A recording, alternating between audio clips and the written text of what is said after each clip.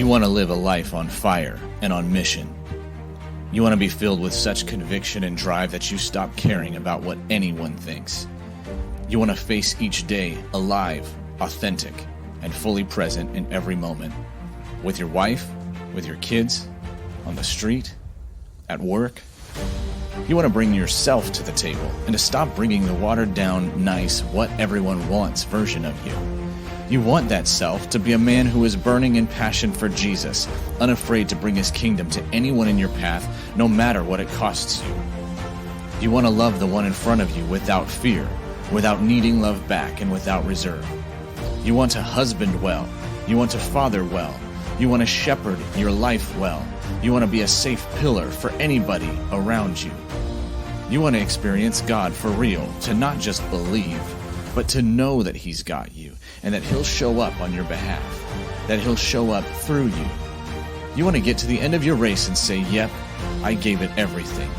Jesus, you know I'm all in. And you want to know just how to get there.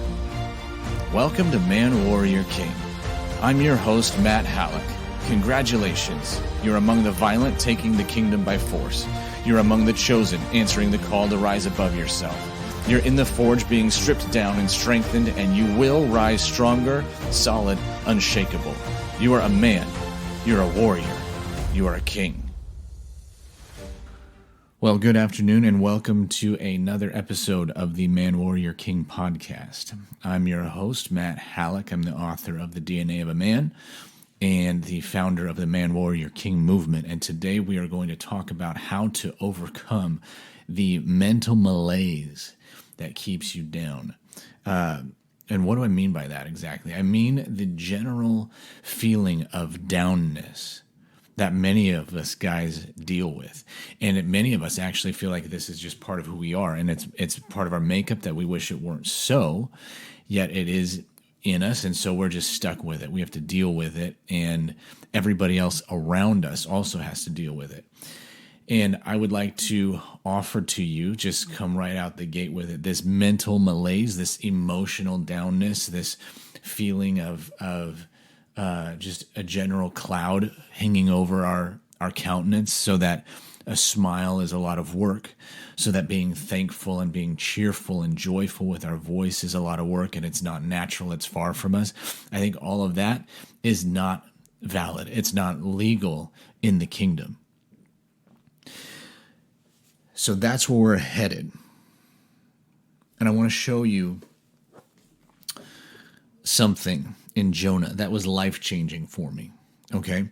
And it is in Jonah chapter 2, where he has been swallowed up by this massive fish, and he's been in the fish's belly for a few days at this point, and he prays to God. He calls out to God in the middle of the fish. While he's in the middle of his trouble, in the middle of this crazy circumstance that came up out of nowhere. Okay, and many of you feel that way. There are many of you who are listening to this podcast right now who feel like you have been attacked and barraged by all of these, random, by all of these inexplicable, by all of these extraordinary circumstances that most people shouldn't have to deal with, but somehow you did. Many of you feel like that. And you feel like you wish that your life would just get normal. Jesus promised you abundant life, but you can't even imagine what it's like to have a normal life, because you've had so much trial and trouble and difficulty. Many of you feel this way, just like Jonah. He had this fish come up and get him.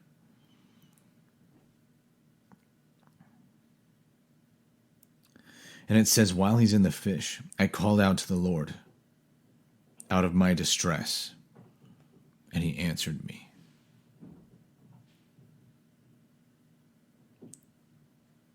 Wait a second. He called to the Lord out of his distress, and God answered him. Jonah is saying this in the past tense. while he's in the fish.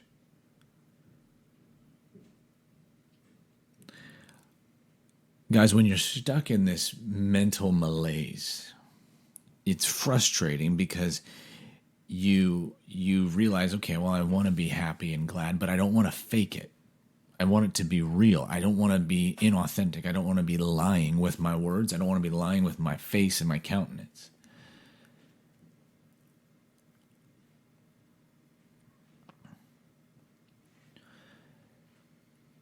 What if you choosing to smile, even though you feel down, is not lying? What if it's leading? See, Jonah says, I called out to the Lord and he answered me before his circumstances changed. He's declaring it as if God has already delivered him. And at least with this fish circumstance, God hadn't. See, that reminds me of a verse where Jesus tells us, whatever you wish when you pray, believe that you have already received it and it's going to be given to you. I will argue that many times this mental downness, this emotional fog and discouraged depression, even if it's mild, many times when that's over us,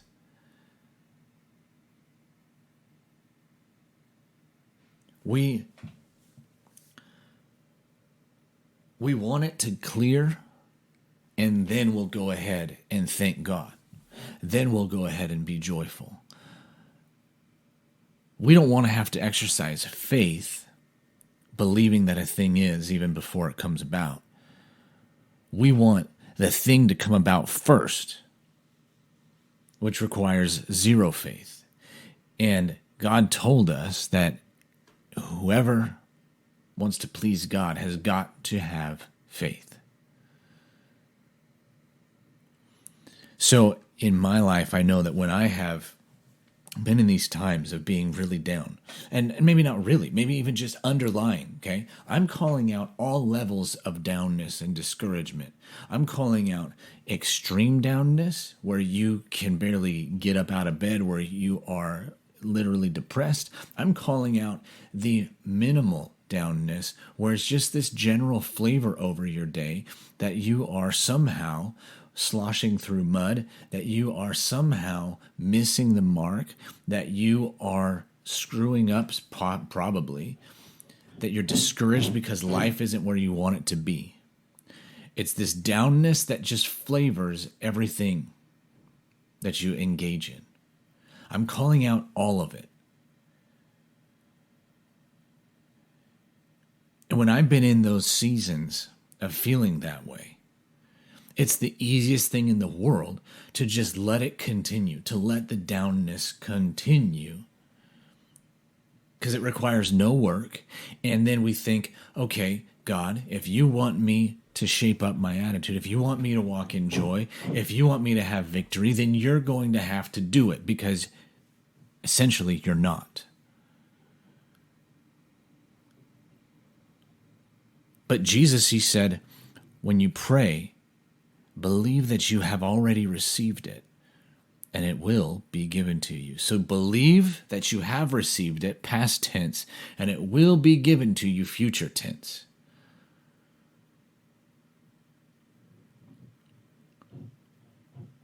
So there's something there. The downness keeps us from believing. It makes us want to embrace our current circumstance and to let that be God over us. But Jesus said, believe that you've received the thing you're asking for. God, I'm asking you for joy. Thank you that you've given it to me.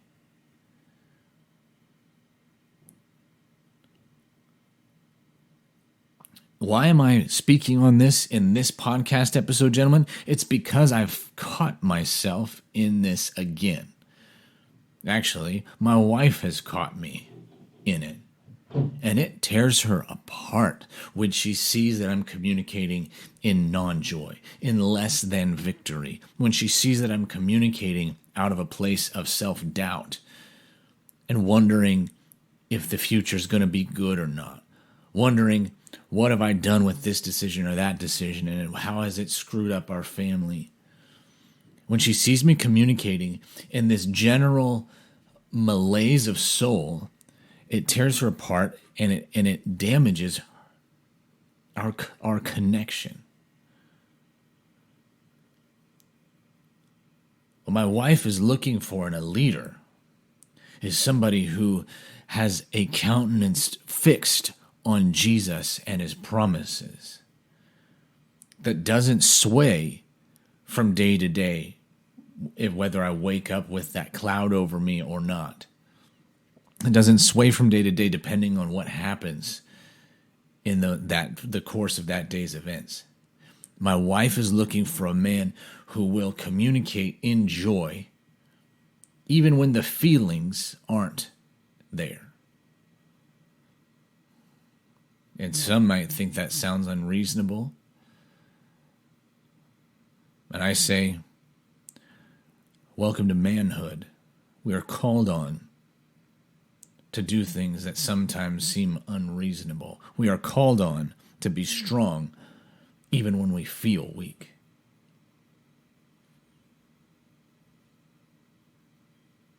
You remember 2 Corinthians.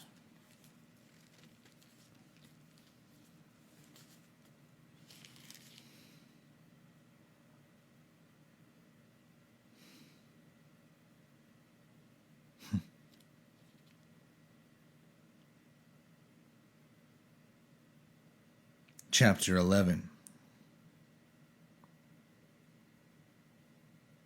If I must boast, I will boast of the things that show my weakness.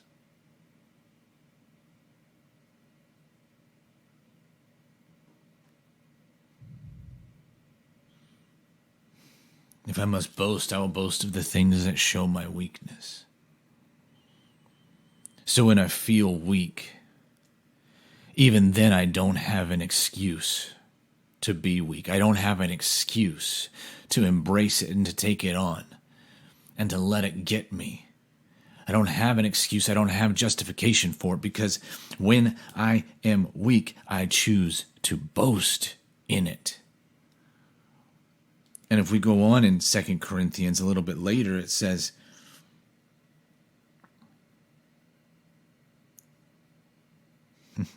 when Paul is getting buffeted over and over and over again by an enemy sent from Satan, he asks God to please take it away, and God says, no, my grace is sufficient for you. My power is made perfect in your weakness. So Paul says, okay, therefore, all the more gladly, I will choose to boast in my weaknesses. So then the power of Christ can rest on me.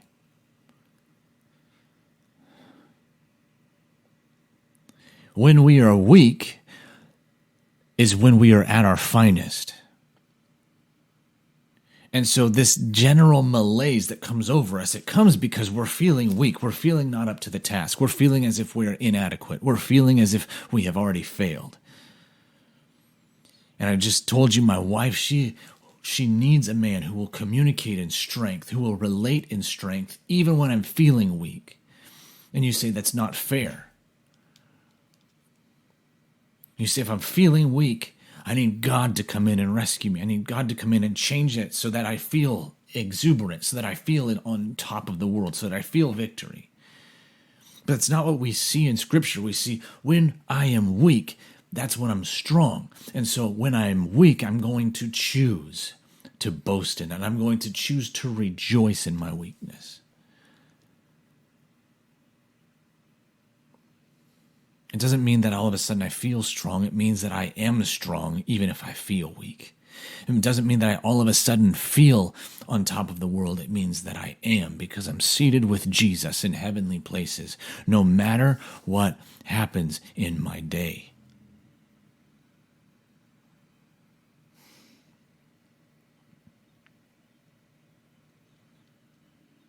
So no matter what kind of inadequacy or weakness or crappy circumstance comes my way, it is no excuse for a crappy outlook and a crappy countenance and a crappy attitude.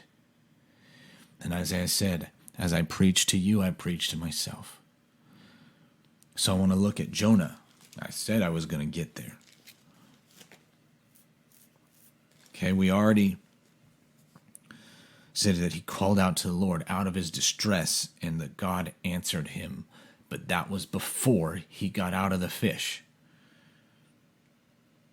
Jonah says, because you cast me into the deep, into the heart of the seas, and the floods surrounded me. All your waves and your billows, they passed over me.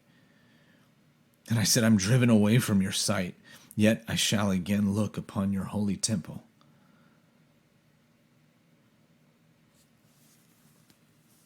So see, Jonah is saying, I called to the Lord and he answered me. And this is even while he's saying that he's had been buffeted also, like Paul. He's been buffeted by these storms, by the billows around him. And he's driven away from God's sight, he says, but I will yet again look upon your holy temple. I will not take this lying down. I will see the presence of God again. And I will push through what I have to push through until I see him.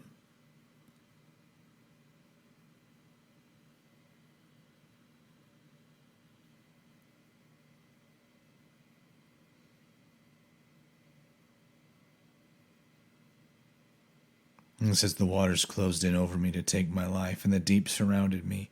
Weeds were wrapped around my head. At the roots of the mountains I went down to the land whose bars closed upon me forever. This is hopeless. His life is all but done. The weeds of the ocean are wrapped around his head, suffocating him as he's stuck in the fish.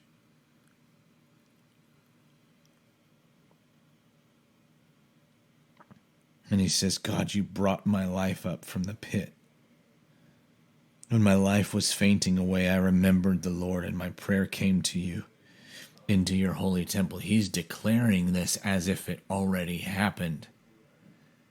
While he's in the fish, he's prophesying over his life. He's declaring forth things which have not yet come.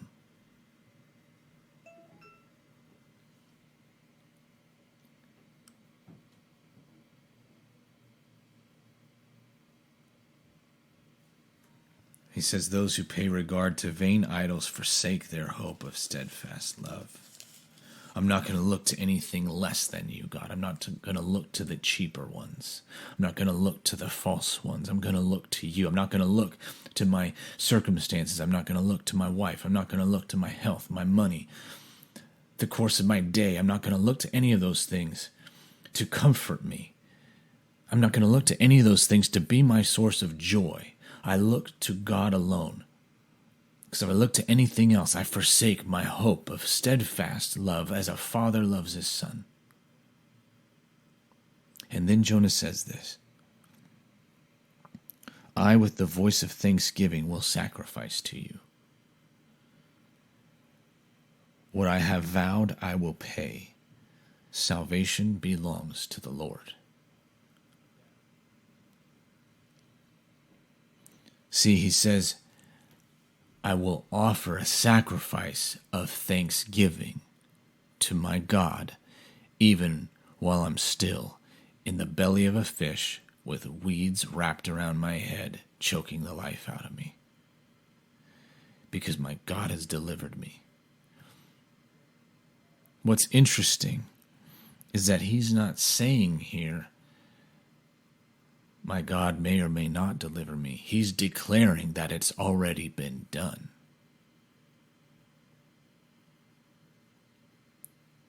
Before it has been done. So, what about you? While you're in the middle of this feeling down, whatever it is that's causing it, you feel malaise. And you're looking for a reason Why? So you can find a way out. You want a way out of it. You want to feel happy and joyful. I dare say the way to get there is to act like it before you feel it. Is to, in the belly of the fish that has swallowed you up, you say thank you to God. Thank Him that He is good. Thank Him that He has given you joy. Thank Him that He has given you confidence. Thank you that you are enough, that you are more than enough to meet the challenges that face you.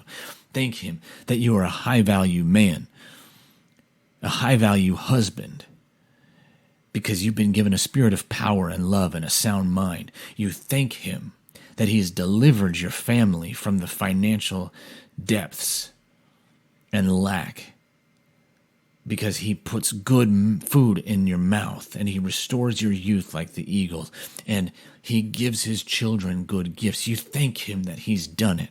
You thank Him that He has already met you where you feel unmet. And it hurts to do this because it feels lying.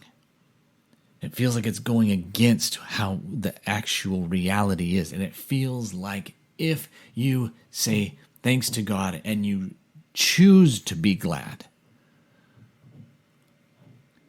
that somehow you're going to lose your leverage and give Him the freedom to not rescue you. And I'm telling you, He's looking for you to put on the mantle of a conqueror, one who is more than a conqueror, so that while you are in the fish, you can already have risen above it, conquered it in faith, because you are thankful to your God and you're putting on joy so that no attack from the enemy can steal the light of Jesus inside of you.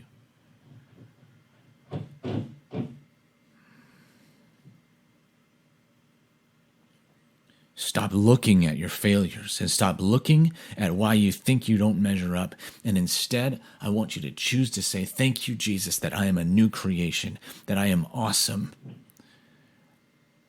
that I have power and authority in this earth to change it in your name.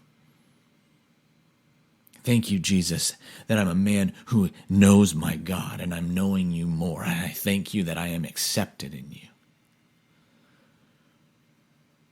I thank you, God, that I'm a man of utter rejoicing. You are so good. The Psalms over and over say that I will be glad. It doesn't say I feel glad, it says I will be. I refuse to not be glad. Refuse to not be glad. Put it on like armor. If you haven't yet picked up the book, The DNA of a Man, I encourage you to do it. It will change your life. I get email after email, Facebook message after Facebook message telling me, Matt, your book is changing me. Thank you for your book. So if you want to grab it, you can go to manwarriorking.com/DNA. That's manwarriorking.com/DNA. And I want to tell you, gentlemen, if you are needing some more, we are about to launch the next round of the Ranks of Adullam. If you were a part of it last time, or you heard me talking about it leading up to it last time, then you know this thing is powerful.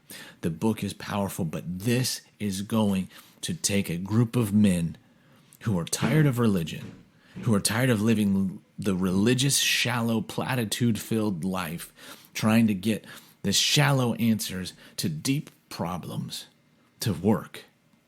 And we're going to be real, and we're going to meet Jesus for real. We're going to see our marriages healed for real. We're going to see broken bodies, diseases healed for real. We are going to learn how to walk in a life of miracles. We are going to learn how to become men who are confident, assertive, action takers, world changers. Okay, this is coming the end of July. It's beginning. In the next few days, I'm going to be releasing information about it. So if you want to know more about it, keep listening to the podcast episodes. Jump on the email list at manwarriorking.com and you're going to get the emails about it. But you don't want to miss it. Bless you, gentlemen. Until next time, this is Matt Halleck signing off. Peace. This is Matt Halleck signing off and thanking you again for being a part of the Man Warrior King community. If you want more, head over to manwarriorking.com. And please remember to take just a couple seconds to subscribe on iTunes and to leave a 5-star rating and a review so that more and more men can join us as we become awesome. You are a kingdom man. Go out, take more ground, push back darkness. Remember, you bring value into your home, your work, and your circle. You are not a taker, you are a giver. Abundance is your atmosphere.